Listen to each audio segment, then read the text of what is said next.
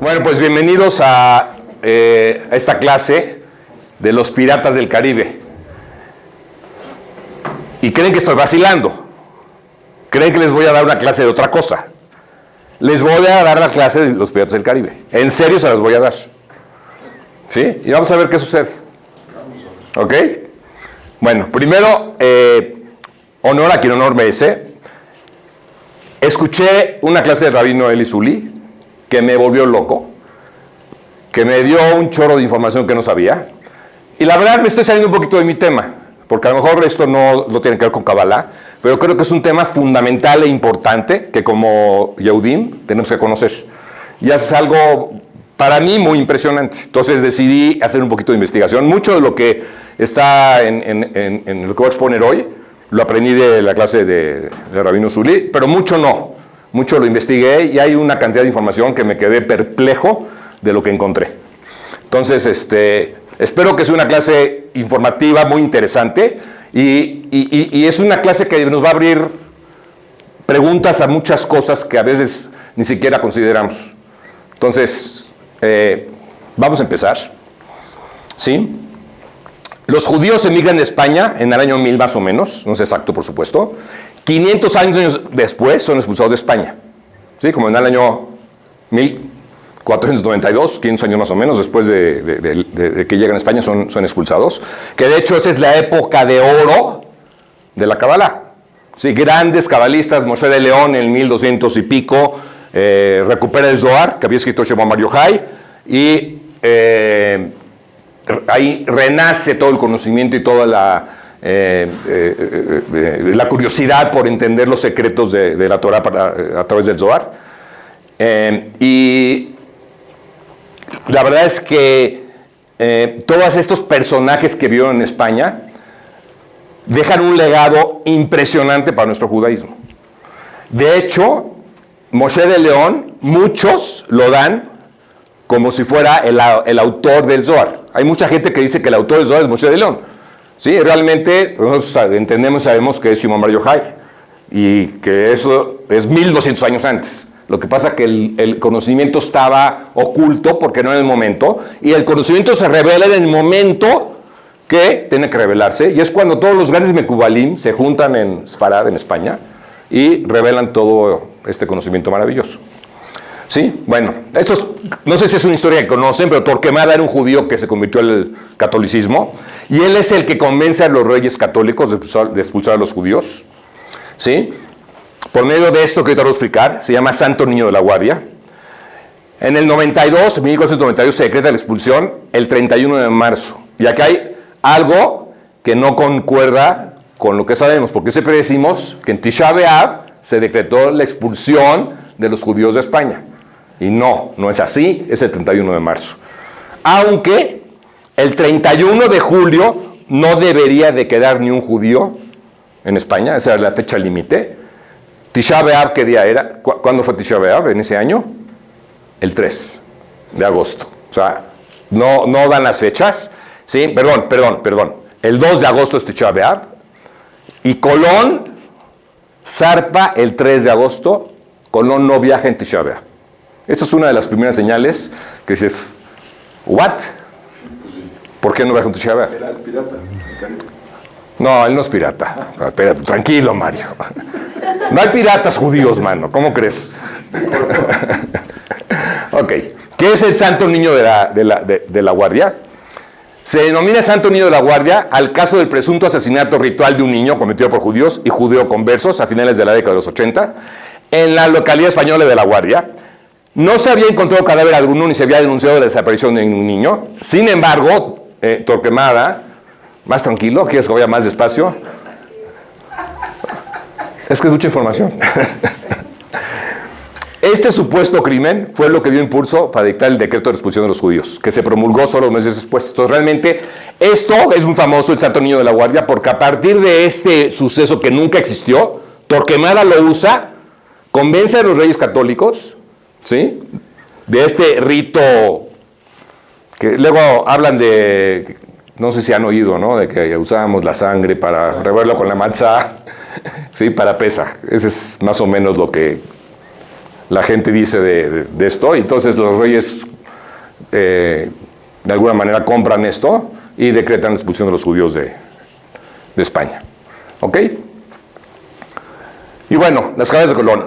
¿Por qué Torquemada se volvió de esa No, había muchísimos judíos que por salvar su pellejo se convirtieron al catolicismo. Muchísimos. Bueno, una cosa que te conviertes, Pero sí, pero así pasa muchas. En la historia hemos visto cantidad de judíos conversos o que judíos que van contra su propio pueblo. Es una reacción increíble, pero sí, claro que suena impresionante. Bueno, hay en la historia hay muchos. No vamos a entrar ahorita a eso, pero sí, no es algo poco común. Ok, la mayoría de la tripulación de Colón eran judíos escapando. ¿Sí? Este es un dato que a lo mejor no muchos saben. ¿En qué fecha se encontró Colón con América? Todos sabemos, ¿no? El Día de la Raza, el 12 de octubre de 1492. ¿Qué día es ese día? En el calendario hebreo, es el 21 de Tishrei o Shana Rabá. ¿Qué hacemos en Shana Rabá? Se desvela. Nos desvelamos toda la noche. ¿Sí? Esa es la parte final de Sukkot, donde nos desvelamos toda la noche. Que se acuerdan que habíamos platicado que aquí hacemos toda la lectura de la sombra y nos quedamos en la Sukkah estudiando y conectamos día con noche, conectamos toda la noche hasta el día siguiente y hay bastante actividad ese día. Y entonces se dice que se estaban desvelando cuando se encuentran con tierra, porque eran judíos los que estaban en la calavera de Colón. ¿Sí? ¿A alguien le sorprende esta información? Yo no. ¿Sabían esto? No. Bueno. Ok, fíjense. En la correspondencia que mantuvieron Colón y su hijo Fernando, hay muchas pruebas de sus creencias religiosas judías. Colón recomendaba a su hijo por carta que ante la gente se comportara como mandaba la ley canónica. Pero entre nosotros, entre comillas, citando a Colón textualmente, tenemos que conservar nuestras costumbres. Esa es una de las claves. Hay muchas más. Las cartas estaban fechadas con números hebreos. Los textos fueron escritos en un idioma ininteligible y las despedidas las hacían recordando una bendición judía. Este es un reportaje que encontré de un cuate de CNN, que hace un reportaje muy extenso, y saqué las partes más importantes. Colón firmó su último testamento el 19 de mayo de 1506, en el que incluía 5 curiosas y reveladoras cláusulas. 2 de sus disposiciones, entregar una 10ª parte de sus ingresos a los pobres, hablando del diezmo, y dar una dote anónima a niños pobres, que eran tradiciones judías. También dispuso dar dinero a un judío que vivía en la entrada del barrio judío de Lisboa. En esos documentos, Colón utilizaba una firma triangular de puntos y letras similar a las inscripciones encontradas en las lápidas de cementerios judíos en España. Ordenó a sus herederos utilizar la firma a perpetuidad. Según la historia de los marranos, del historiador Roth, el anagrama era una versión críptica del Kadish, una oración recitada en la sinagoga por los dolientes tras la muerte de un ser querido. Colón dejó dinero para apoyar la cruzada que esperaba sus sucesores realizaran para liberar Tierra Santa. Y en la parte, esto es lo más increíble, fíjense lo que dice, en la parte superior izquierda de todas las cartas de Colón a su hijo Diego, excepto en una, aparecen manuscritas las letras Bet Hei, que significan Bezrat Hashem, con la ayuda de Dios. Entonces, inequívocamente, Colón era un judío que tuvo que renunciar a su religión, como todos los que estaban en el barco, porque si no, no hubieran podido salir. ¿Sí? Pero tenían en su mente una cosa muy distinta a la que la historia nos dicta. Y ahorita vamos a ver cuáles son las teorías. ¿Por qué dices que no dijo Tisha B'Av? Porque Tisha B'Av no podemos viajar. Por eso, pero él zarpó. Zarpó un día después de Tisha B'Av. O sea, él tenía que zarpar en Tisha B'Av y no zarpó ese día, se esperó un día más.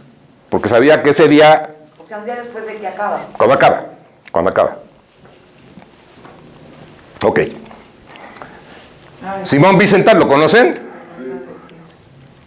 Que en el libro de ¿Sí? Ajá. Ok. ¿Lo has leído ese libro? No, pero mi tía me había hablado mucho de ese libro que eran testimonios que él era judío y todo lo que acabas de decir. Ok. Bueno, esto está... En toda la web encuentras un chorro de cosas de Simón Wiesenthal. Este es el Casanazis, ¿no? Ya todo el mundo lo conoce. Sostiene que el viaje de Colón estuvo motivado por sus deseos de encontrar un lugar seguro para los judíos tras su expulsión de España. Cosa muy interesante. Y aquí tenemos a esta antropóloga, Carlo Delaney, concluye que Colón era un hombre profundamente religioso cuyo objetivo era navegar a Asia para conseguir oro y financiar una cruzada para recuperar Jerusalén y reconstruir el templo de los judíos en tiempos de Colón. Los judíos creían que Jerusalén debía ser liberada y el templo reconstruido. Estas son teorías nada más, ¿sí? Y hay varias teorías de qué sucedía con Colón en su mente a la hora que sale de España, ¿sí? Y esto es algo que yo tampoco sabía y encontré esto que dice: el viaje de Colón no fue, como se cree comúnmente, financiado por la reina Isabel, sino por 2 judíos conversos y un judío. Y aquí están los nombres: Luis de Santángel y Gabriel Sánchez anticiparon un préstamo sin intereses de 17,000 ducados de su propio bolsillo para pagar el viaje, al igual que don Isaac Abravanel, rabino y estadista judío. De hecho, las 2 primeras cartas enviadas por Colón durante su viaje no fueron para Fernando e Isabel, sino para estos 2 personajes, dándoles las gracias por el apoyo y contándoles lo que había encontrado. Entonces, este viaje fue financiado por judíos. ¿Se acuerdan cuando dimos aquí la clase de la conversión y hablamos de todos los apellidos sefaradíes? Habíamos visto una lista enorme de apellidos, claro, entre los clásicos, por supuesto, López, Ramírez, Sánchez, etcétera, pero estaba apellidos como... todos los apellidos que vemos en México, la gran mayoría son apellidos de marranos. Y cuando me encuentro esta historia, pues todo tiene sentido. Y ahorita van a ver qué sucede después, que es algo muy impresionante. Bueno, esta es otra de las teorías. Y aquí tiene un poquito más de fundamento. Querían llegar a China por el este, ¿sí? Porque Portugal dominaba la ruta del oeste. Querían ver una escapatoria para los judíos, para poderlos llevar a un lugar seguro donde pudieran continuar con su judaísmo. Estos son los rabinos con los que estudiaba Colón, y ahorita vamos a ver algunos documentos: Isaac Abravanel y Abraham Crescas. Y lo que dice este estudioso, dice que Colón entendía que la Tierra era redonda, porque pues en la Torah no está tan explícito, pero en el Zohar, ahorita os voy a enseñar lo que dice el Zohar de la Tierra, que es algo muy impresionante, tomando en cuenta que el Zohar se escribe a principios de la época moderna, o sea, en el año 60, 70 de la época actual, ¿sí? ¿Qué dice el Zohar? Dice, así textual, tal cual lo estoy copiando del Zohar, todo el mundo y sus habitantes dan vuelta como una esfera.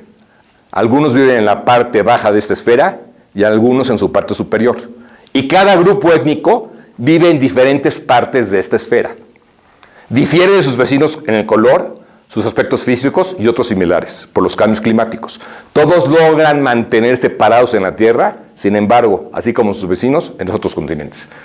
Sí, porque claro, uno piensa la Tierra es esférica y por qué uno abajo puede estar parado y otro no. Y luego, por supuesto, que el Zohar abunda en todas las fuerzas que rigen el universo. Pero esto es muy impresionante verlo en un documento 1500 años antes que Galileo. ¿Sí? Y estas son, para mí, de las pruebas inequívocas, como muchas otras que hay, de que el Zohar es un documento divino y un documento que tiene una sabiduría para su época inexplicable. ¿Sí? Entonces, bueno, esa es una teoría de que Colón sabía que la Tierra era redonda y por eso podía navegar hacia el oeste y llegar a buen puerto. Claro que él nunca imaginó que en medio iban a encontrar un continente, porque, aunque en realidad decimos que Colón descubrió América, pero realmente descubrió América, ya había gente en América, ¿no? O sea, ya había civilizaciones aquí. Pues sí, o sea, realmente que se topó con América, pero no es que descubrió América, porque América no estaba deshabitada, ¿verdad? Cuando dices que las otras fueron solamente, o sea, un supuesto, aquí ya hay evidencia, porque antes hablaste de... Son teorías todas, pero este tiene, ahorita vamos a avanzar y vas a ver que tiene mucho fundamento, ¿sí? Ok, vamos a irnos un poquito a la historia judía, las tribus perdidas. Se dice, y esto lo dice Rabino Zuli, y lo vemos en otras fuentes también, los sefaradim somos mayormente de la tribu de Yehudá. ¿Sí? Los judíos, además el nombre viene de la tribu de Judá. Yehudim viene de Judá, por supuesto. ¿Sí? Dicen que los ashkenazim son de la tribu de Benjamín. Realmente las únicas 2 tribus que sabemos que no se perdieron son esas 2. Todas las otras 10 tribus Nadie sabe dónde están. ¿Sí? Pero sabemos por qué se perdieron. Ahorita vamos a verlo, ¿sí? Las otras 10 tribus están perdidas. En el campamento norte estaban 10 tribus, que son las que están perdidas, y en el sur estaban las de Benjamín y las de Judá, que son las que se salvan, ¿sí? Fíjense esto. Luego de la muerte del rey Salomón, hijo de David, el reino unido de las 12 tribus de Israel se dividió en 2 reinos. Roboam, hijo de Salomón, permaneció como rey en Judá, dentro del territorio sur, con su capital en Jerusalén. Por su parte, Jeroboam se proclamó rey de las 10 tribus del norte, teniendo a Samaria como capital. Y fíjense, tenemos a Yehuda y a Samaria, que ahorita son objeto de conflicto, y que acaba de dictaminar Trump, que son lugares que el asentamiento judío no se considera una falta. ¿Por qué? Porque son, de acuerdo a la historia, pues son nuestros. Precisamente estos dos territorios, ¿no? Pero bueno, en el territorio donde estaban las 10 tribus, ¿sí? El rey asirio se lleva las 10 tribus a India y a China en la época del primer templo, y se pierden por completo. O sea, perdemos, estamos hablando que estamos perdiendo aquí el 80% de los Yehudim que éramos. Esto es dramático. Es dramático, que tiene consecuencias hasta el día de hoy. Pero ¿qué quiere decir? ¿Que estos ya se perdieron, ya no están en ningún lado? No los encontramos. Vamos a ver, acá hay mucha historia en esto. Colón quería llegar a China para que los judíos tengan un lugar para acomodarse junto a los judíos de China, en Kaifeng. Esto lo dice Zully en su clase, y me puse a hacer un poquito de investigación, ¿sí? Fíjense, según registros históricos, una comunidad judía con una sinagoga consolidada en 1163 existió en Kaifeng, por lo menos desde la dinastía Song meridional hasta fines del siglo XIX. Se supone que llegaron desde Asia Central. Son de las 10 tribus perdidas, ¿sí? Estos judíos chinos, ¿ok? Este padre apuntó que los manuscritos de Ricci indican que solo había entre 10 y 20 familias judías en Kaifeng entre finales del siglo XVI y del XVII, y que habían residido ahí durante 500 o 600 años. Entonces ahí tenemos una parte de los judíos perdidos, ¿ok? Hoy en día, entre 600 y 1000 residentes de Kaifeng tienen ascendientes judíos. Tras el contacto con turistas judíos, los judíos de Kaifeng han recuperado los lazos con el judaísmo mayoritario. Con la ayuda de organizaciones judías, algunos miembros de ellos han emigrado a Israel. ¡Wow!, ¿no? ¡Wow! Esta es una foto real de judíos chinos. ¿Sí? O sea, la kipá pues no parece kipá como la nuestra, porque parece una kipá china, pero esto es una foto de unos judíos chinos. Entonces, ¿cuántos judíos en el mundo están sin saber que son judíos, que tienen la sangre y alma judía, y que realmente hay muy pocos esfuerzos por recuperarlos? Vamos a ver algunas personas que lo están haciendo, pero hay muy pocos esfuerzos por recuperarlos, y hay muy pocos mecanismos para reintegrarlos. ¿Pero por qué quisieran recuperarlos? No hay una sinagoga en China, pero son familias, son muy pocas, y se acaban asimilando. Lo que pasa es que se acaban asimilando, aunque ahí dice, algunos se han recuperado, se han ido a China. Pero estos son de las 8 tribus perdidas. Son de las 10 tribus perdidas, son los que se perdieron en el oriente, en China, en la India. En la India hay comunidades enormes, ¿sí? De hecho, tú ves comunidades judías en Sudamérica, en el interior de la República Mexicana, que no son reconocidas, por supuesto, pero llevan su judaísmo completo. O sea, gente que reza como nosotros, que estudia la Torá, que no se parece a nosotros físicamente, sin embargo llevan todo completo. Y alguna vez se han acercado a nuestras comunidades, y por supuesto que no les damos cabida, porque no tenemos ni los mecanismos para hacerlo. Y no sabemos realmente de dónde vienen, pero hay miles de judíos que están perdidos en la diáspora. ¿Pero por qué quisieran, recuperar las almas judías? ¿Por qué quisiéramos? Sí. ¿No se trata importante fortalecer nuestro pueblo con estas almas que son realmente judías? Pero aunque ellos quisieran, la comunidad... No, bueno, ese es un problema que tenemos. Tenemos hoy leyes terribles en nuestra comunidad que no nos permiten esto, pero deberíamos de pensar un poquito más con más apertura y crear los mecanismos para que estos judíos se puedan reintegrar. Sí. ¿No dice el Zohar que nada más somos 600,000 judíos? ¿O que somos? Sí, pero es la raíz. Acuérdate que o sea, somos millones hoy. Porque esa es la raíz del judaísmo. De cada alma, perdón. Cada una de esas 600,000 almas es la raíz que se ha subdividido y subdividido y subdividido. Entonces yo soy una porción de una de las raíces. Yo en mi raíz hay una cantidad de almas tremendas. Y esas son mis almas gemelas. Acuérdate que hablamos de la alma gemela. Mi alma gemela no es una sola. Viene de la raíz de esas 600,000 almas. Ok. Colón hizo 4 viajes, yendo y viniendo de España, sacando judíos de España. ¿Sí? Algunos de los judíos que venían en la primera expedición, Rodrigo de Triana, que es el marinero que vio tierra por primera vez, Rodrigo Sánchez de Segovia, que era el cirujano, ¿sí?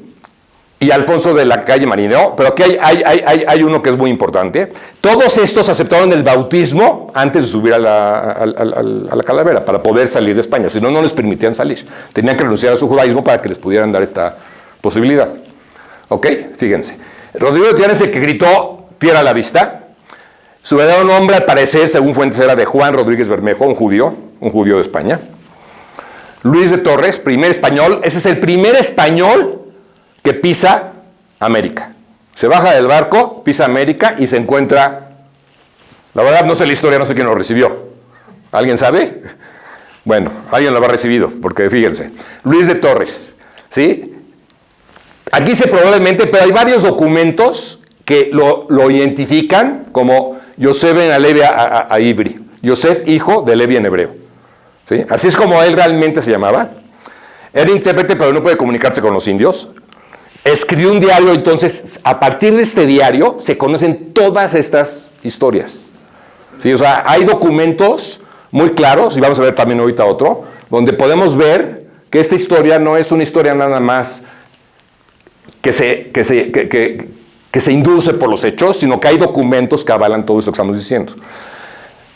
De Torres había hebreo, arameo y algo de árabe. Y aquí otra vez, Simón Vicental especula que después de pisar América por primera vez, las primeras palabras que fueron dirigidas a los nativos eran hebreas. ¿Cuál se les ocurre que pueden ser esas palabras? Shalom Aleichem. ¿Qué le habrá contestado el indio?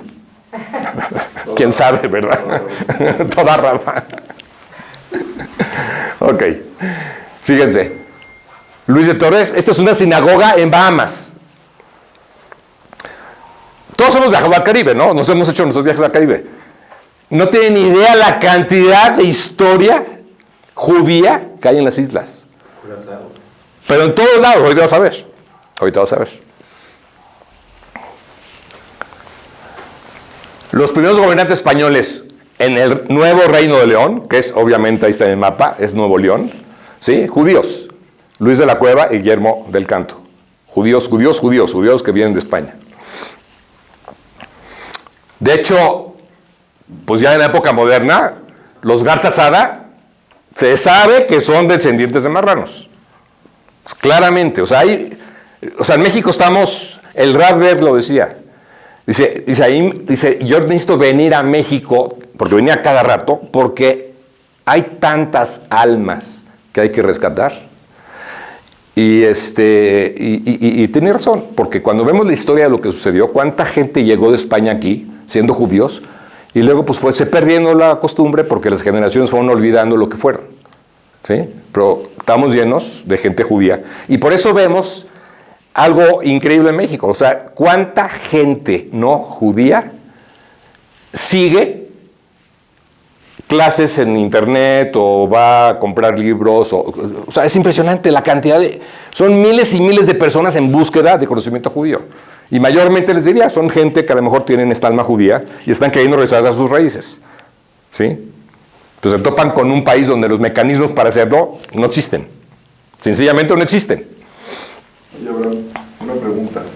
Aquí está un poco delicado porque siento que los españoles que llegaron y conquistaron, luego hicieron varia y media. Entonces, ¿qué pasó? Bueno, pero no todos eran judíos. Estamos hablando de los que escaparon, porque luego llega Hernán Cortés con todos sus ejércitos. Esos ya son españoles. ¿Sí? O sea, no todos los que vinieron aquí son judíos, pero los primeros que llegan acá, ¿sí? Son judíos. Tienes razón en lo que dices. Y a lo mejor, ahorita vamos a ver barbaridades. Sí, vamos a ver barbaridades. Sí, vamos a ver. Pero es muy obvio porque te Eso dice el Roque, año de la junio. conquista, el año Pues del claro que era, de que pues, cómo no. salgan, qué coincidencia. O sea, Pues es exactamente, ¿no? O sea, el año que expulsan a los judíos es el año que... exactito, qué coincidencia. ¿What? Pero ahorita vamos a ver. Yo tengo una duda. Sí. No se supone, según la halajá, lo que estamos platicando, A ver, alajá no sé mucho, a ver, dime. que uno no puede renegar a su judaísmo y que las únicas formas de renegar es muchas veces matarse antes de cambiarse de religión. Es un dicho. No, bueno, pero sí es cierto, es Kiddush Hashem, o sea, finalmente es Kiddush Hashem. O sea, la gente prefiere, finalmente uno debería morir antes de renunciar a su judaísmo de acuerdo a esto. Sí, de acuerdo a la halajá tienes razón. Sí, tienes razón. Pero sin embargo, desde nuestro marco, a la gente que ya se salió del judaísmo, tendríamos que darles un mecanismo para regresar, que es la conversión, porque la conversión existe. ¿Sí? Entonces sí, están las dos posibilidades. Pero tiene razón, ellos por salvar su pellejo, pero a lo mejor Colón no está pensando en salvar su pellejo, está pensando en salvar al pueblo. Porque él se aventura a esta locura de cruzar por el oeste, tratando de buscar un lugar a donde los judíos podrían de alguna manera seguir con una comunidad. Entonces a lo mejor ahí se justifica. ¿Sí? No lo hizo por deseo de recibir, lo hizo por deseo de compartir. Ok. Se diseminaron por el Caribe, por México, por Perú, por Argentina, y si ustedes empiezan a leer, en todos lados vemos evidencias, ¿sí? Para el fin del siglo XVI se habían organizado comunidades judías en Brasil, Surinam, Curazao, Jamaica, Barbados. Los judíos que huyeron de la Inquisición se establecieron en Argentina, pero se asimilaron a la sociedad argentina no judía. Y luego se formó una comunidad judía, llegó a ser de 500,000 de judíos. Hoy está disminuyendo ya. La presencia judía en Bolivia, por ejemplo, que en Bolivia sabemos que no hay comunidad judía, o si la hay es muy pequeña, data de la conquista española en el inicio del periodo colonial. Durante el siglo XVI, uno de los principales destinos para judíos sefardistas conversos en América fue Santa Cruz de la Tierra, en la actual Bolivia. Ok. ¿Qué pasa cuando los judíos salen de allá y muchos de alguna manera esconden su judaísmo? O judíos que pueden salir y escapan a la Inquisición, que no renegaron a su judaísmo. Hay muchos de ellos que salen de España sin renunciar a su judaísmo y llegan a México pensando que se van a salvar y aparece el chocolate, Carlos V. Digo, para que sigan comprando Carlos V, nada más. Él es el que instauró la Inquisición en México, y la Inquisición en México fue mucho más cruda y sangrienta que en España. Y duró 300 años, mucho más de lo que duró en España. O sea, aquí fue de verdad un derramamiento de sangre tremendo. ¿Sí? 300 años dura. Hay una placa de la Alameda que no pude encontrarla, que dice 1787 judíos asesinados por la Inquisición. En la Alameda, aquí en Juárez, junto a Bellas Artes. Atrás está donde está el Colegio de Médicos. Bueno, es que ve, el Colegio de Médicos, ese que tú dices, fue el Tribunal de la Santa Inquisición de la Nueva España, institución que procesó más de 1,500 personas acusadas de atentar contra la fe católica. Y está ahí sí está este letrero que dice: frente a este lugar estuvo el quemadero de la Inquisición de 1556 a 1771. Duración de monumentos solemnes de la República. O sea, muy impresionante eso. Hace un tiempito en que salió un artículo que todavía en 1800 y pico encontraron a un judío que estaba dentro de la cárcel y ya tenía casi 90 y tantos años. ¿Qué? ¿En qué cárcel? Aquí, donde que era una Sí, muy viejo, qué barbaridad. una cárcel y que tenían todavía gente adentro. No, hacinadas ahí. Y que cuando vino, no sé qué español, que hubo ya sabes, las revueltas, tomaron ese lugar, abrieron y se dieron cuenta que habían encarcelados de años y años y que uno de esos era Un judío. Terrible, ¿no? O sea, la verdad, a mí se me pone la carne chinita. Cuando yo escuché todo esto, la verdad es muy impresionante. Pero todavía hay más. Todavía hay más. Los judíos salieron de España sin nada. De hecho, les permitían llevarse su propiedad, su casa, pero tenían que salirse de España. O sea, parecía chiste. Se podían quedar con su propiedad privada, pero si salían en España le perdían. Y no podían quedarse en España más que se convirtieran. Entonces la idea era como que orillarlos a la conversión, para que pudieran mantener sus bienes. Por supuesto perdieron todo, salieron sin nada. Los españoles saqueaban y se llevaban oro y plata a España en sus barcos. Eso obviamente lo sabemos todos. Los judíos se organizaron para atacar sus barcos. Entonces cuando hablo de los piratas del Caribe, sí somos los piratas del Caribe. Sí somos los piratas del Caribe. Claro, querían cobrarse lo que les habían quitado. ¿Ok? Los nombres de los barcos: la Jerusalén, la Reina Esther, el escudo de Abraham, Samuel el profeta. La comida del barco, en muchos casos, no en todos, era kosher, y muchos de ellos no salían a trabajar en Shabbat. Pero eran barcos piratas. Ya me hice bolas allá. A ver. Esa es la Niña de la Pinta y la Santa María que... No, bueno, pues esos son nombres de cuando salen, a lo mejor auspiciados por los reyes católicos. Tenemos que le van a poner profeta Samuel. Eso ya fue Hernán Cortés. Esto ya es después. Eso ya es después. Esto es después. Ya cuando ya se asentaron en... O sea, ya llegaron aquí, en el Caribe, se asentaron en las islas caribeñas, en México, en las costas, donde quieras. Ahorita vamos a ver las fechas. Y ellos empiezan a organizar para empezar a tratar de cobrarse algo de lo que le quitaron los españoles. Y entonces vemos este fenómeno de piratería, de piratas reales. ¿Sí? Los piratas del Caribe eran judíos. Cosa que es muy impresionante. ¿No es muy impresionante? Algunos piratas que conocemos, que David Abravanel, tataranieto de Rabbi Isaac Abravanel, que era el rabino de Colón. Acá hay un libro donde está el Rabbi Isaac Abravanel. ¿Sí? Es no sé si hizo la Shkafá, no sé, pero ahí está el libro con su nombre. A David Abravanel le llaman el Capitán David. Sus barcos no viajaban en Shabbat y eran kosher. Y en el Museo Marítimo Nacional de Chile está la bitácora del Capitán David. Entonces, por eso sabemos su historia. Entonces, la historia está ahí y él llevaba como un diario de todo lo que pensaban y todo lo que hacían, y tenía toda la historia de los judíos en una parte importante de lo que hacían en esa época. ¿Sí? De Jerusalén es el nombre de uno de sus barcos. Había dos tipos de piratas. Los corsarios eran los contratados por los enemigos de España, ¿sí? Son mercenarios. ¿Quiénes son los enemigos de España en ese momento? Inglaterra y Holanda, que son países protestantes que están en contra del catolicismo. Y están los piratas, que son los que trabajan por su cuenta. ¿Quiénes eran los judíos? No eran empleados, tenían su propia empresa.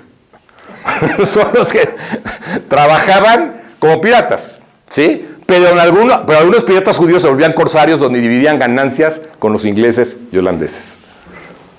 Todo un negocio. Todo es negocio. Ok. Porque además los armaban y los equipaban. ¿Qué fechas son estas? Ahorita vas a ver, ahorita vamos a poner aquí fechas. Aquí está. Durante el siglo XVI y XVII casi ninguna nave española se escapaba de un ataque. O sea, fue feroz. Estás hablando recién, Sí. o sea, de mucho después. Bueno, no, acuérdate que Colón llega a América a finales del siglo XV. Estás hablando del siglo XVI y XVII. O sea, no es mucho después. O sea, 1490 es 8 años antes del siglo XVI. Pero si estás No, bueno, duró muchísimo, pero es que la historia de los piratas en el Caribe son 200 o 300 años. Sí. Igual que la Inquisición. Pero pues eso ¿Sí? Los piratas judíos se escondían entre las islas. ¿Sí? ¿Les están quitando? O sea, que fueron a la lucha para quitarles para que les regresen. Iban a... No, bueno, era una forma de venganza. Era una forma de venganza, ¿sí? Después de 200 años ya. No, pero no creas. O sea, sí, a lo mejor después de 200 años van a decir, esos ya nada más están aquí por el negocio. Es lo que tú dices, ¿no? Ya les gustó. Ya les gustó. Bueno, pues el negocio familiar. Claro, se hereda. ¿Cómo somos nosotros? Heredamos al hijo y al nieto y al bisnieto. Entonces, es lo que sabían hacer, ¿no? Ok. Eso ya lo dije, profeta Shmuel y Reina Esther, algunos de los nombres de sus barcos. Fíjense esta foto. Es un Maguen David, y en las puntas que tiene, Sí, no estoy impresionado. las calaveras. O sea, realmente Y vamos a ver más cosas, ¿no? Por eso es inefutable, ¿no? O sea, estamos hablando de una pieza que te habla claramente de lo que éramos. Hay mucha documentación ese creo que está en el libro de Simón Vicental. Pero hay más todavía. ¿Está impresionante o no? O sea, no les da escalofríos ver esto. Porque además, qué cosa que hagan un Megen David con las calaveritas en las esquinas, ¿no? O sea... Ok, fíjense esto. Bahamas. Cuando llegaron solo vieron animales. ¿Ok? ¿Cómo se dice en hebreo animales? Behemoth. Animales. La Taf muchas veces suena como ese. Behemoth. Bahamas. No, wow. ¿No es increíble eso? O sea, es increíble. A mí lo que me llama la atención es que hay tanta evidencia de esto. Y bueno, yo tengo que reconocer que no tenía yo la menor idea de que esto existía o que fue una realidad. Sí, cuando mi hijo me dijo, oye, quiero que escuches una clase, dice, te vas a choquear un poquito, tiene que ver con que los judíos éramos piratas. Dije, Moy, no me des cosas que son... Dije, ahora le voy a escuchar. Y cuando lo escuché y vi de qué trata la historia y empecé a investigar un poquito, es una realidad de esto. O sea, esto sucedió y esto es lo que fuimos. ¿Ok? Piratas judíos notables, ¿sí? Que tienen historia y tienen libros. Y si se meten a Amazon pueden encontrar libros de los piratas judíos de la época. Este señor tiene un libro, Sinan Reis, ¿sí? Amigo del Barbarroja. ¿Se acuerdan de Barbarroja en las historias? Bueno. ¿Cuáles son las fuentes que consideras? Porque debe haber... Mira, hay muchos libros. Está el más importante de Simón Vicental y el reportaje de CNN es un reportaje que tiene todas las fuentes. La verdad no lo puedo transcribir acá porque era demasiada información. Me refiero para que tú consideres que la información es... Mira, vas a ver fotos. Porque cuando ves fotos, o sea, ahorita te enseño uno nada más, pero ahorita vas a ver más cosas. ¿Ok? Ahí está en hebreo, Sinan Reis. Simón Fernández, ahí está su libro, que se lo consiguen en Amazon, El Corsario Simón Fernández. Este sí escapa a la Inquisición y se vuelve el segundo a bordo del pirata Walter Raleigh, el de los cigarros. ¿Sí? ¿Se acuerdan los cigarros que tenía un pirata en su... Bueno, era un pirata muy famoso. ¿Sí? Jacob Curiel, ¿sí? Incluso ahí dice Mishpahat Curiel, ¿no? Esa foto no sé de dónde viene exactamente, pero tiene una historia muy, muy interesante. ¿Sí? Fue comandante de navío para el Reino de España hasta su expulsión por la Inquisición. Se hizo de 3 barcos piratas en el Caribe. Luego de algunos años abandonó la actividad, emigró a Sfat y se convirtió en alumno del Arizal. Murió ahí, fue enterrado en Sfat. Qué historia, ¿no? Impresionante. Sabatul Duel, Henry Day, que es otro de los grandes piratas. Yo la verdad soy poco familiarizado con esto, pero es de los que tienen sus libros, sus películas y sus leyendas, ¿sí? Y dicen que es de la fraternidad de la bandera negra. Moisés Cohen. Tío de ustedes seguramente. ¿No? Moisés Cohen Enríquez. Ok. En 1650 al servicio de Holanda como corsario. Participó en la bahía de Cuba, en el que se conoce como el mayor atraco que existió en esa época. ¿Sí? Dice que se llevaron millones. Capturó a más de 500 navíos españoles. Compra una isla frente a Brasil para que los judíos tuvieran un lugar para desarrollarse. Y la isla se llama Fernando de Noronha, que todavía existe hoy en día y es una isla que hoy es muy turística. Construye ahí yeshivot. ¿Asentamiento judío ¿Eh? hoy en día ahí? No, hoy no hay nada, porque fíjate, construyó yeshivot ahí para que estudiaran los judíos, pero luego Portugal vence a Holanda, le quita, por supuesto, la isla, por eso los brasileños pues, eran colonia portuguesa, y los judíos tienen que huir de ahí y destruyen todo. Ahí no hay ningún vestigio de nada, ¿sí? Y también se le asocia con Henry Morgan, el gran pirata. Ok. En San Tomás, la verdad, cuando uno vuelva a ir, vale la pena ir a visitar, fíjense, esta sinagoga, aquí hay una manta y abajo hay arena. ¿Por qué las sinagogas estaban construidas encima de la arena? ¿Saben por qué? Para que no hicieran ruido, para que pudieran ir a escondidas ahí, porque eran renegados. O sea, eran marranos que decían que se convirtieron al catolicismo, pero realmente practicaban el judaísmo. Entonces dicen que ponían las sinagogas sin piso, porque pues ahí no, digo, si estás en la arena, pues hay menos posibilidad de que te escuchen, ¿verdad? Qué cosa tan interesante. Entonces, esta sinagoga, que hoy es reformista, si se acercan a la foto van a ver que tiene una manta blanca, pero está llena de arena, todo es arena abajo. Pero existe hoy en día. Esta la puedes visitar. Digo, ahí seguramente ya está remodelada porque está funcionando hoy en día como una sinagoga reformista. ¿Ok? Jamaica. En el 2008 se descubrió en Jamaica un cementerio judío abandonado. En muchas de las lápidas no solo se encontraron textos en hebreo, sino también calaveras y huesos y símbolos piratas. Vean esto. ¿Sí? Aquí están todos los escritos en hebreo. ¿Y qué ponen arriba? O sea, es lo que se llama increíble, como que querían dar a entender que eran los piratas. O sea, está la calavera con los huesos. Esta se puede visitar. Esta todavía se puede visitar ahora. ¿Sí? Entonces, vale la pena cuando vayamos en los barcos y nos vayamos al Caribe, que lo hacemos mucho, hay que tomar estos tours para ver un poquito de nuestra historia. Pero ahí están las tumbas de los piratas judíos. ¿Sí? Esta es una sinagoga en Jamaica que también, si se acercan, está encima de la arena. O sea, como que era una práctica común que las ponían encima de la arena para evitar el ruido. Estos dos piratas muy famosos, judíos, que trabajan en México, en la zona de Cozumel, ¿sí? Jean y Pierre Lafitte. En un diario que hay en Virginia, Jean describe las costumbres judías que practicaban a la par de sus actividades como piratas. ¿Sí? Entonces, sí hay mucha documentación de donde podemos apoyarnos para entender que esta historia es una historia real. ¿Sí? Él habla que su abuela era Sara Madrimal, se casa con una judía ashkenazí, Cresta Levin. Pierre muere y es enterrado en Yucatán en 1821, aquí en México. Este dibujito lo puse mal, este es un dibujito encontrado en Jamaica. Fíjense nada más la estrella de David con el pirata ahí. Está grueso. ¿Ok? Fíjate, hay tours especiales en Curazao. En el tour de Curazao hay una tumba que no pude encontrar en la foto.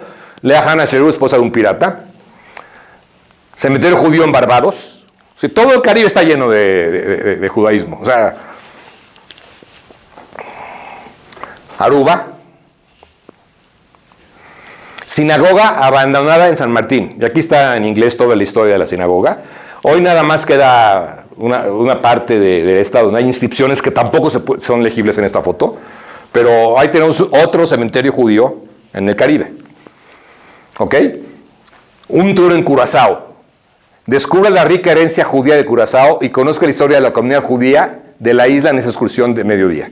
Visite lugares importantes como el cementerio judío Bet Haim y la sinagoga Mikve Israel Emanuel.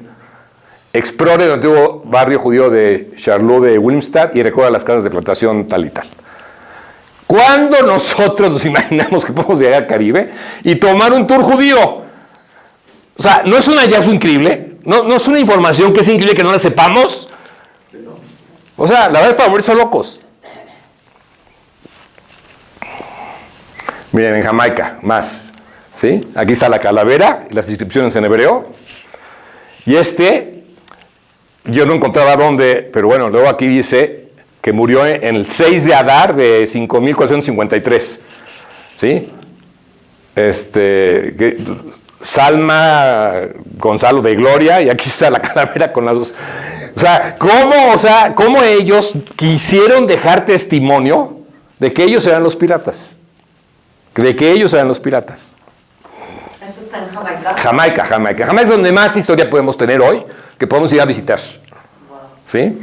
¿Cómo termina la parte de los piratas? Porque a lo mejor es la parte en la cual ya... No, bueno. Lo que pasa es que pasan las generaciones, se va terminando el judaísmo como tal, la gente se empieza a integrar a las sociedades, y por supuesto que paran toda esta situación de ataques de piratas a partir de leyes y de contención. Pero no terminó...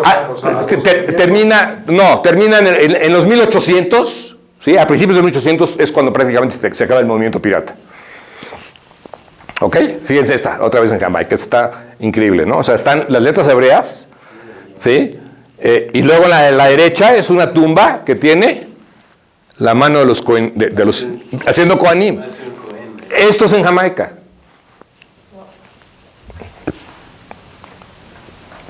Otras más. Yo opino que vamos a visitar. Para Sí, corroborar. pero vale la pena, de verdad. O sea, ¿cuántas veces no hemos ido al Caribe? Y la verdad, nos quedamos allí en las tienditas a comprar porquerías. No te dan ganas de entrar. No, ya sé que no te dan ganas de entrar, pero si agarras un buen tour con un buen guía. Habíamos ido nosotros, ¿te acuerdas? ¿Tomaron un tour? Curazao. ¿En Curazao tomaron el tour? Fuimos a la sinagoga. Ah, fueron. Fuimos. A nosotros nos tocó en San Tomás. Estábamos en la playa y llega gente de Chabad Lubavitch en la playa con el tefilim en la mano. ¿Quién se quiere poner tefilim en la playa? En la playa de San Tomás, ¿qué hacen ahí? Y luego nos explicaron, no, dice, muchos judíos vienen acá porque hay una sinagoga preciosa de la época colonial y hacen aquí, vienen los gringos y hacen aquí sus parmisbot. Entonces vienen muchos. Entonces aquí tenemos una base en San Tomás. Pero yo me vi loco cuando estamos en la playa. Nunca hubiera imaginado que en San Tomás. No, en San Tomás hay una sinagoga, dicen que está preciosa. Es la más Pero, antigua del Caribe. sí, es lo que nos explicaron. Pero además está muy bien conservada. ¿La conoces? Sí. Ah, en San Tomás. En San No, Tomás. en la más antigua. Bueno, en San Tomás es la que yo te digo. Pero te digo que fue increíble que estemos en la playa y estos cuates, o sea, vestidos con su sombrero y todo, con los tefilim en la mano, y a ver qué, judío, a ver, tefilim, se puso tefilim, se puso tefilim, es que ellos para ellos es una misma, ¿no? Que se pongan tefilim. Entonces, es increíble. No, y había hot dogs kosher, ¿te acuerdas? Ahí. Ok. No hay mecanismos de conversión. Y ese es, para mí es un tema importante, que de repente hay tanta gente en busca de regresar a sus raíces y no hay forma, ¿sí? Tenemos en la comunidad Magen David y en la comunidad Monte Sinai, la Tacaná, ¿sí? Donde 5 generaciones atrás, si tienes un matrimonio con alguien fuera del judaísmo, no te aceptan, ¿sí? Entonces, y esto no es halajá, esto es la ley del club Magen David, o sea, no tiene nada que ver con halajá. Entonces, fuera de abrir puertas, y yo entiendo que a lo mejor preocupa mucho la asimilación, etcétera, deberíamos de tener mecanismos para poder regresar a los judíos a donde pertenecen. O sea, es muy triste esto, ver tanta gente desesperada por poder conectar con algo que sienten que pertenecen a ello. Es que si ustedes conocían a estas personas que de repente vienen aquí, Memo, ¿no? A tomar clase, o nos ven por YouTube y nos escriben y nos piden y nos ruegan, y cómo le hago, quiero comprar una Torah, y cómo puedo ir a rezar con ustedes. Claro que no les podemos dar entrada porque entendemos que hay ciertas reglas y tiene que haber una conversión de por medio primero para que puedan integrarse al rito. Eso está claro, porque alágicamente tiene que ser así. Y no pueden integrarse a un rito gente que no está convertida porque no tendría la vasija suficiente para contener la energía que se revela en el rito. Esa es la razón, ¿sí? Pero son millones. Son millones. Si hablamos de que 10 tribus se perdieron. Pero ¿por qué no van a tener la vasija si vienen de... Porque, sí, porque de acuerdo a la Kabbalah, una persona, bueno, primero, para empezar, alma judía siempre judía. Desde el origen de la humanidad, alma judía siempre judía. A menos de que por alguna razón se salga el judaísmo. Entonces, cuando una alma judía decide salirse por cualquier razón, que si fue marrano, que si quiso salvar su vida, que se convirtió porque le gustó más el Islam, por lo que tú quieras, reencarna en no judío. Y su forma de regresar es a través del mecanismo de la conversión, porque tiene que haber un esfuerzo para regresar. Pero entonces sí tendría... Claro, tendríamos que tener... Claro, sí, pero no pueden entrar a la parte ritual nuestra antes de pasar por el proceso de conversión. ¿Qué hace el proceso de conversión? El proceso de conversión les da... No lo quiero poner en palabras que suenen mal, pero habíamos dicho que la diferencia entre el judío y el que no es judío es el deseo de recibir. El judío tiene un mayor deseo de recibir. Esto puede ser bueno o malo. O sea, no significa que sea algo... Digo, en ese aspecto somos distintos. Hay un mayor deseo de recibir. Por eso, a lo mejor, el éxito del judío en muchas áreas, pero también al revés. Ese también puede causar mucho caos. Lo que hace la conversión La mikve final, cuando hay la sumergión final en las aguas, lo que dice la Kabbalah es que es cuando recibe en ese momento la energía necesaria para agrandar su deseo y entonces pertenecer al pueblo judío. Y entonces, como ya agranda su vasija en ese aspecto, puede tener la posibilidad de recibir en el rito la luz que se revela en un Shabbat, en un Kippur, en Rosh Hashanah, en un Rosh Chodesh. Antes no. ¿Sí? Yo tengo una duda, hablando de esto. Algo ahí que en el Sefer Yetzirah está escrito que uno de los preceptos es jalar a la gente que no es judía a la religión. O sea, No, aguas. Nosotros no somos un pueblo proselitista por lo mismo, porque alma judía siempre judía. Lo que a lo mejor quiso decir eso, no sé dónde lo leíste, es que tenemos nosotros obligación de rescatar a aquellas almas judías que están afuera del judaísmo y que quieren regresar. Y hay, incluso en la halajá, hay los pasos para aceptar un converso como es. Tú lo tienes que rechazar 3 veces. ¿Por qué? Porque tienes que estar seguro de que quiere. ¿Sí? Porque las conversiones, porque me va a casar, no, esas no sirven. Tiene que ser por un real amor a la religión. Cada comunidad es diferente, ¿no? Porque estás hablando de la halajá de Magen David. No. Aquí estamos de la halajá judía. La halajá es una. La de Yosef Karo es una halajá para todo el judaísmo. O sea, esto de 5 generaciones. No, esa es la Takaná. Esa es una ley de Magen David, que no tiene que ver con halajá. ¿Y la halajá cuál es? La halajá es la ley judía, ¿Qué dice? que dice que para tú recibir un converso tienes que rechazarlo 3 veces. ¿Por qué? Porque tienes que estar, tú no puedes convertir a alguien que no es judío. Tienes que estar seguro que tiene una judía y que quiere regresar. Sí, por eso Entonces, hay por eso hay tantas trabas. No es un proceso fácil. Pero hay otras comunidades que sí lo han hecho. Sí, pero para que una conversión sea kosher tiene que ser a la ortodoxia, no al reformismo. Porque muchas comunidades han convertido a gente que se hacen conservadores o reformistas.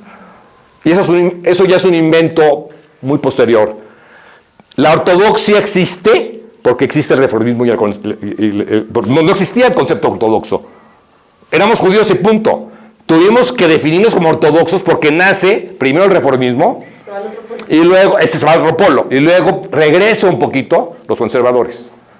Pero en realidad, antes de eso, antes del movimiento reformista de 1600 y pico, Todos éramos como conservadores. todos éramos judíos ortodoxos, pero no existía. Pero las tradiciones las llevaban como conservadores. No, como ortodoxos, todos vivíamos como ortodoxos. Tú no te vayas muy lejos, vete a Jalab como vivíamos. Pregúntale a tus abuelos si puedes preguntarles. Completamente ortodoxos. A ver, pero ¿a qué le llamas ortodoxo? Shabbat, Kashrut, Nidá, todo. Ortodoxo no se supone que es lo que hacen nuestros abuelos. O sea, Sí. la definición de ortodoxo Sí. es copiar lo que hacen los abuelos. No, bueno, pero nuestros abuelos, todos los que venían de Jalab, no había cuestionamiento. Todos eran gente que iba a Knis en Shabbat, que comían kasher, que respetaban las leyes de Nidá. O sea, mínimo eso. ¿Cierto o no? El conservadurismo se creó en 1950. ¿Cuánto? 40 y tantos, cuando la inmigración a Estados Unidos. Ah, por eso, sí, pero primero, fíjate, en 1690 y tantos, no me acuerdo del nombre del lo vimos aquí en... No, bueno, aparece primero el reformismo, porque es esta gente en Europa que quiere asimilarse a las costumbres del país donde vivían, y luego eran judíos, porque era una forma de protegerse. La respuesta contra el reformismo son los conservadores, que dicen, oye, ya te fuiste muy lejos porque de plano abandonaste todo. Entonces, los conservadores regresan un poquito, pero no llegan a la ortodoxia. ¿Sí? Pero entonces, ¿cómo funciona el hecho de que David Amelech viene de una... Porque eso es muy importante lo que tú dices. Que David Amelech Viene de Ruth, una moabita, que es una conversa. Claro, ¿qué nos dice? ¿Qué quiere decir esto? Quiere decir, incluso hay muchas leyes de reencarnación donde el converso sale favorecido. ¿Sí? Un converso real, lo que se llama un Ger Tzedek, es tan judío como el más judío. Y además, por el esfuerzo tan grande de la conversión y del regreso, tiene ciertos beneficios. Entonces, de los conversos de una conversa nace lo más grande que vamos a tener, que es el Mashiach. Eso para darnos cuenta que un converso es tan grande como cualquier judío. Y no lo podemos hacer diferente o distinto. ¿Sí? Y ese es el ejemplo más, el que acabas de mencionar, es el ejemplo más importante de una conversa que trae todo un linaje de Mashiach. Entonces, el converso es un judío con todas las de la ley. Pero tiene que haber mecanismos que están claramente tipificados en el halajá. Cosa que en México lo hemos abandonado por completo. ¿Por qué? Por el miedo a la asimilación. ¿Sí? Pero es terrible. Fíjense, este rabino lo conocí en el limud que hubo hace un mes y medio en el Hotel Hilton. Y muy impresionante, el señor es un rabino uruguayo de Montevideo, que luego emigra a Israel. Y se ha dedicado a buscar las 10 tribus perdidas. ¿Lo conoces? ¿Tú lo conoces? Bueno, muy impresionante él. Y fíjense lo que dice. Hemos rescatado a algunos de los descendientes de judíos de Caifec, los que ahorita mencionamos, en China. Subotniks al sur de Rusia, marranos en España, Portugal, Brasil, en el sur de Italia, judíos ocultos que recién ahora descubren su identidad judía en Polonia, judíos de Amazonas que llegaron de Marruecos y se fueron perdiendo en la selva, judíos que se alejan de su identidad judía, obviamente, bueno, judíos que de alguna manera se asimilan. Por lo tanto, nuestro concepto es que la forma de fortificar al pueblo judío es ayudando a los diferentes grupos y comunidades a retornar al judaísmo y al seno del pueblo judío. Esa es su filosofía. Lo que tú me preguntabas, o alguien me preguntó, ¿para qué queremos que regresen? Pues para fortalecer nuestro judaísmo. Somos nada. Somos el 0.02 de la población mundial. Se perdieron 10 tribus. Deberíamos ser cuando menos 100 millones. Y hay muchísimos que están ahí perdidos. Tendríamos que hacer algo.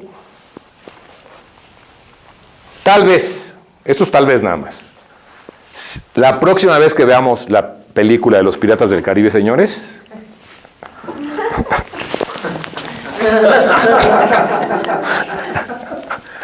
seamos conscientes que en realidad estamos viendo una historia del pueblo judío. Gracias. Ya se me perdona. Muy bueno. Está muy interesante, ¿no? Son cuestionables. O sea, la verdad es que a mí me abrió una puerta completa a un conocimiento que no tenía idea. O sea, los piratas del Caribe son judíos. ¿Sí? O sea, obviamente había, seguramente muchos que no, ¿verdad? Pero había una actividad muy intensa de judíos atacando barcos españoles. Sí. Bueno, de hecho, de lo que me comentabas de la cuestión conservadora, Sí. Yo estuve en una conferencia donde lo dio precisamente un rabino conservador. Sí. Y bueno, ya casi lo que eran los mismos conservadores, porque él dijo que el movimiento conservador se había tomado de la iglesia luterana.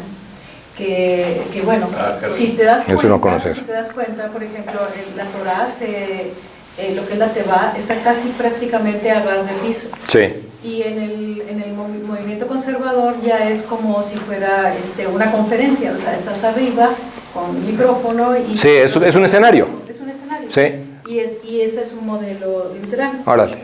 Eso fue dicho por un... Yo creo que más bien el reformismo copia toda esta parte luterana y a lo mejor lo hereda los conservadores. Eso es lo que dijo. Ok. Claro, a lo mejor, sí. Sí, bueno, el reformismo obviamente.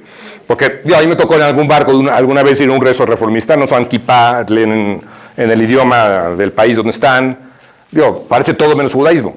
Ahora, el conservador sí... No, es diferente. Claro, tiene derecho a ser sidur. Sí, es mucho más parecido a la ortodoxia, definitivamente, por mucho que el reformismo. Y por eso la diferencia entre un judío reformista y el Papa... Es la kipá. Es el Papa y el kipá. La diferencia entre un judío reformista y el Papa está en que el Papa sí usa kipá. No usa nada. No usa nada. Bueno, gracias.